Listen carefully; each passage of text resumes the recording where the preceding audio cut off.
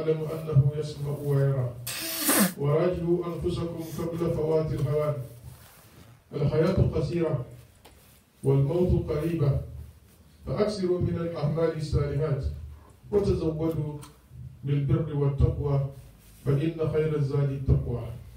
واعلموا عباد الله أن الموت قريب، والملك الموت قد تحدانا إلى غيرنا ولسوف يهدي غيرنا إلينا، فحاسبوا أنفسكم قبل أن تحاسبوا. القيس من دان نفسه وعمل لما بعد الموت، والعاجز من أتبع نفسه هواها وتمنى على الله الأماني. godiya ya tabbata ga Allah, sarki mai kowa mai komai, wanda ya mana baiwa ya sa mu cikin wannan addinin musulunci, addinin annabi Muhammad sallallahu alaihi wasallam. Muna gode wa Allah jalla jalaluhu, muna shaidawa babu sarki abin bautawa da gaskiya sai Allah.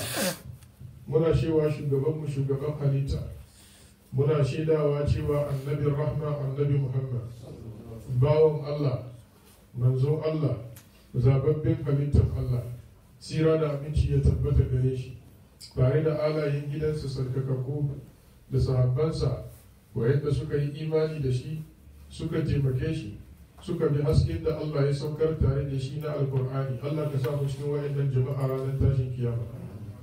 Bayan haka ya al'umma annabi Muhammad, Allah madawacin sarki yana fada a cikin littafinsa mai girma, ya ayyuhal ladina amanu ittaqullaha haqqa tuqatih wa la tamutunna illa wa antum muslimun. Bayan Allah ku ji tsoron Allah matukun tsoron Allah, kada ku mutu face kuna musulmi. Sa'an nan wa atasimu bi hablillahi jami'an wa la tafarraqu, ku tattara a bisa igiya na Allah baki daya.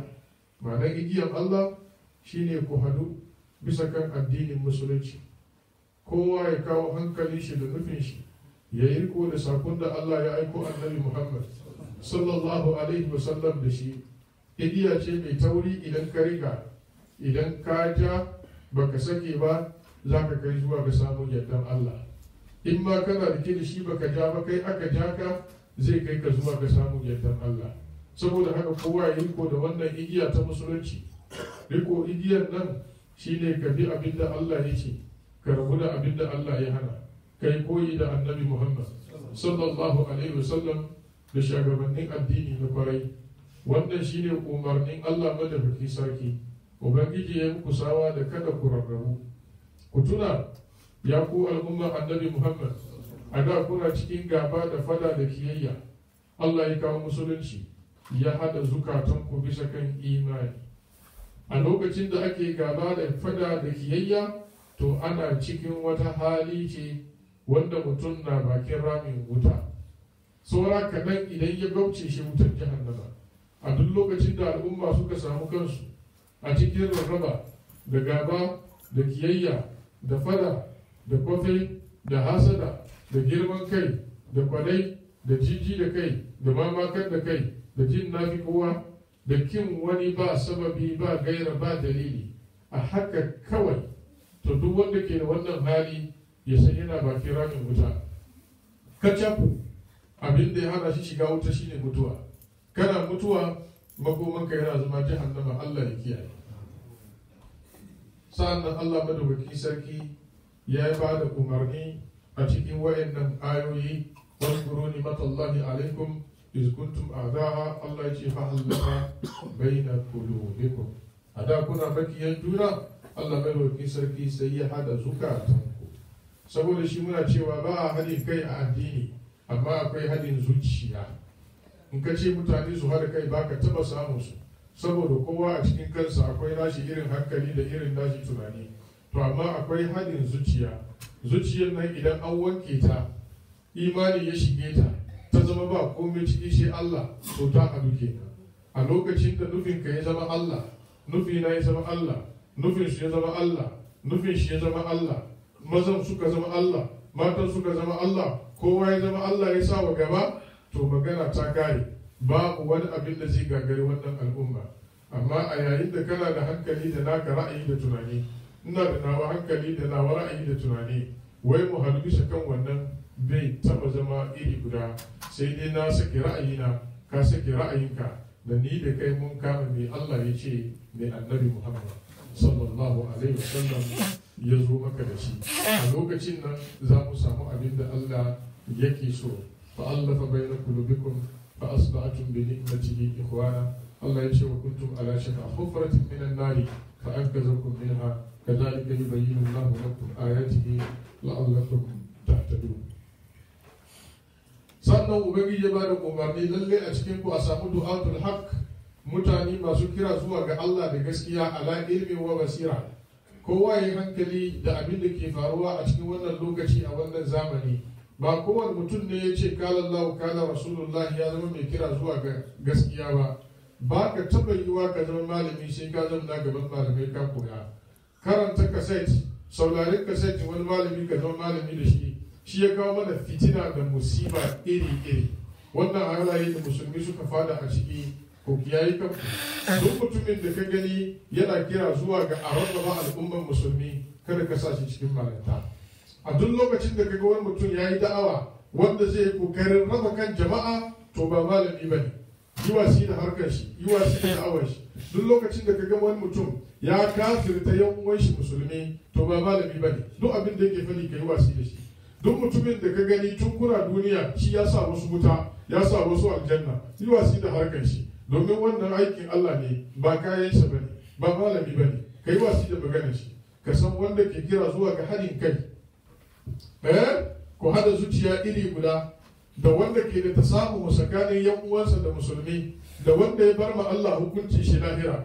To duk lokacin da ka samu irin wannan, to ka saurare shi, wannan shi zai ja ka zuwa ga abin da Allah madaukakin sarki yake so. A gurguje al'umma annabi Muhammad sallallahu alaihi wasallam, nasiha mu yau ya ci gaba da cewa ku ji tsoron Allah bayin Allah, ku sani Allah yana ganin abin da ke cikin zukatanku, ya san abin da kuka kulla. Don haka ku yi a cikin zuciyanku don Allah, ku yi aiki saboda Allah. Ku sani aikin kirki ita ce hanya guda daya da za ta kai ku zuwa ga samun yardan Allah madaukakin sarki. Don haka ku yi aiki don yardan Allah a cikin bin Allah tare da koyi da annabi Muhammad. Sa'an nan ku nisanci sabon Allah. Sabon Allah ita ce shumi, ita ce sababi ta hallakan al'umma. Allah madaukakin sarki a wancan sati mun magana bisa kan wa'annan ayoyi na suratul Jumu'a, wanda Allah yake cewa ya ayyuhal ladzina amanu idza nudiya lis-salati min yawmil jum'a fas'au ila dhikrillahi wa dharul bay' zalikum khayrun lakum in kuntum ta'lamun. Wannan aya ita ce ta wajabtawa al'umma annabi Muhammad sallallahu alaihi wasallam zuwa sallar Juma'a. A wancan sati mun magana mun ce Juma'a wajibi ne bisa kan kowane musulmi baligi mai hankali mazaunin gari lafiyayye, kuma ya zama namiji, sannan kuma ya zama da babawa ba. Akwai wayansu mutane wa'inda ko da wannan shine sifansu, shari'a ta ba su dama in laluran haka ya same su, in ba su zo Juma'a ba su yi laifi ba. Daga cikin wa'annan sharadi ko sababi da zai hana mutum zuwa Juma'a shine sananin hadari. Yayin da aka saukar da ruwa mai sanani kwarai, ta inda idan ka fita za ka cutu lafiyarka, to shari'a ya baka dama ka zamna gida. Haka kuma sun ce idan akwai cabi ko laka mai sanani wanda an fita ana takawa, ana samsi, ana faduwa, shari'a ya baka dama ka zamna ka kiyaye lafiyarka. A cikin wannan magana na laka akwai hukunci shine idan suno ya sauka da sanani kwarai, ta inda ba share hanya ba, in kana tafiya kana samsi, to kai samsi ka je ka fadi hanya ka kare, ai ka gazance zuwa Juma'a bata taso ba. To wannan lokaci in an shiga irin wannan hali, shari'a ya baka daman zama gida. Haka mutumin da ke da ciwon kutota, wanda yana dauke da wata senti, in ya shigo masallaci mutane na kamuwa, suna jin damuwa, to shi ma an ba shi dama ya zauna gida. Haka wanda bai da lafiya, rashin lafiyan ya yi mai sananin da bai iya tashi ya kai kanshi masallaci, to shi ma an ba shi daman zama gida. Haka mutumin da yana da daya cikin dangi shi makusanta ba lafiya sanani, kamar mutum matar shi na sananin ciwo wanda bai iya barta minti 10 ko 20, ya kamata a juya ta ko a bata magani, to bai da wanda zai kula da ita shi, to wannan hali shari'a ya ba shi dama ya zanna ya kula da ita, ba shi ya je masallaci ba. Ko a ce dan shi ke cikin wannan hali, ko uwan shi ko uban shi idan suna cikin wayannan sanani to an baka dama ka zauna ka kula da su a lokacin an dauke maka juma'a. Ko a ce daya cikin yan uwanka gashi yana cikin alamar gargara na mutuwa ta yi kusa, yana numfashi ta karshe, kan wannan hali shari'a ya baka dama ka zauna ka kula da shi ba shi ka je juma'a ba. To wayannan mutane Allah madaukaki sarki ya ba su dama. Haka mutumin da yake jin tsoron hukuma azzalimi na hanya, sarki ya kawo wata doka mai sanani da shi bai iya hakura, idan ya fita za a kama shi a take shi ko za a kai shi sarka saboda wannan, shari'a ya ba shi dama ya zama gida. Haka mutumin da yake makafu wanda bai da jagoran da zai kai shi masallaci, kuma shi kan shi bai iya tattakun zuwa masallacin juma'a, to shari'a ta ba shi dama ya yi sallah a gida. Amma makafin da yake iya gane hanya zuwa masallaci, to shi zuwa juma'a wajibi ne, saboda hadisin annabi Muhammad sallallahu alaihi wasallam da wani makafu ya zo wurin manzon Allah ya tambaye shi labarin zuwa juma'a bai da jagora, sai yasa yana so annabi ya sauwake mishi ya zo yi mai sallah gida, ya yi ta sallah gida. Manzon Allah ya ce ba laifi kai sallah gida. Da ya juya za shi sai annabi ya kira shi ya ce in ai kiran sallah kana ki, sai ya ce ya ce to da aka ka amsa kiran sallah ka zo masallaci. Me yasa wannan makafu shi kare ya zo masallaci ya zo ya tambayi annabi Muhammad, babu jagora, kuma da aka ya juya kuma shi kare za shi gida, tunda ya iya gane hanya ya zo, ya iya gane hanya ya koma, to manzo Allah bai bishi rangwami ba. To ina ga kai mai ido lafiyayye mazaunin gari kuma hankali ka kwace, wannan za ku iya sanin sanani akan rashin zuwa sallar jama'a da rashin sallar juma'a abu ne da bai kamata musulmi su yi wasa da shi ba. Saboda haka daga cikin wayansu malamai suka ambata mutumin da ake bin shi bashi mai yawa, shi kuma idan ya fito mai bashi ya tare shi hanya ya kama shi kuma ba abin biya, to shi ma an yi mishi rangwame ya zauna gida. Haka mutumin da yawa yi gari bai da rigar da zai sa ya je masallaci, ba tufa, daga shi sai shi nan rigar gudan da ya wanke bai bushe ba kuma bai iya sa shi dan ya zo masallaci, to ba ya duka fito hutu ba. Wayannan duka shari'a ya yi sare ma mutum. Haka mutumin da yake matafiyi ne yana kan hanya, to zuwan shi masallaci bai zama dole ba, illa malamai sun ce haramun ne ranar juma'a kana mazaunin gari bayan lokacin juma'a ya riga ya fara shigowa kai tafiya, haramun ne. Sa'an nan kuma suka ce makaruhi ne ma idan ka wayi gari ranar juma'a da asuba, lokacin sallan asuba an yi an kare, kuma ka san yau juma'a ka ce za ka start tafiya, kuma inda za ka nan ba za ka samu juma'a a hanya ba, suka ce makaruhi ne kai tafiya. Amma da zaran zawali ya kai, to zuwa juma'a ya zama maka dole ka yi tafiya, don wannan ya zama haramu. Illa abin da muke cewa wannan shine zancen fuka hawo a wannan zamani. Amma wannan zamanin idan ka san kamar za ka fly from Accra to Kumasi, wani 40 minutes ne ka sauka ka iya ka samu juma'a Kumasi, to tafiyan zancen haramci ta tashi. Amma in ka san kamar ba za ka samu sallar juma'a inda za ka ba, to ka sai ka yi juma'a sa'an nan ka tafi. Al'ummar annabi Muhammad sallallahu alaihi wasallam, mutumin da ya zama bawa yana karkashin wani, sallar juma'a bai zama wajibi a kansa ba. Haka mutumin da ke cikin hukuncin bauta kamar sojoji ko 'yan sanda, a lokacin da suke cikin wata aiki ta musamman domin maslahan al'umma, to bai zama musu dole su je juma'a ba, saboda zuwa su juma'a sun bar wannan aiki zai kawo ma al'umma cikas. To saboda haka irin wayannan mutane shari'a ya ba su damar zama gida. Akwai ladabi na zuwa masallacin juma'a ya kamata mu kiyaye, zan faɗe su a cikin gaggawa.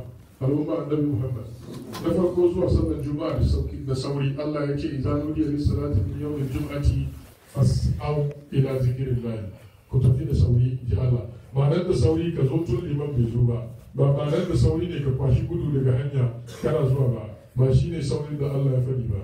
Ma'anar da sauri ka kulla niyya a cikin zuciyarka, ka tashi cikin gaggawa ka kai masallaci kafin lokacin kiran sallah, saboda shi wanda ya kamata a kiyaye. Na biyu shine wanka ranar juma'a. Wayansu malamai sun ce sunna ne mai karfi, wayansu sun ce bal wajibi ne. Annabi sallallahu alaihi wasallam ya ce wanka ranar juma'a wajibi ne. Sa'annan daga cikin abin da ya kamata a kiyaye shine a sarkake baki, a wuce asawaki, a goge, a buroshi bakin da kyau. Kar ka zo kana huci wanda ke kusa da kai kana cutarsa, ya hana shi huci da kyau. daga ciki mutumin da ke son ya yi aski ya yi gyaran fuska ko a yanka a kaifa sa'an nan kuma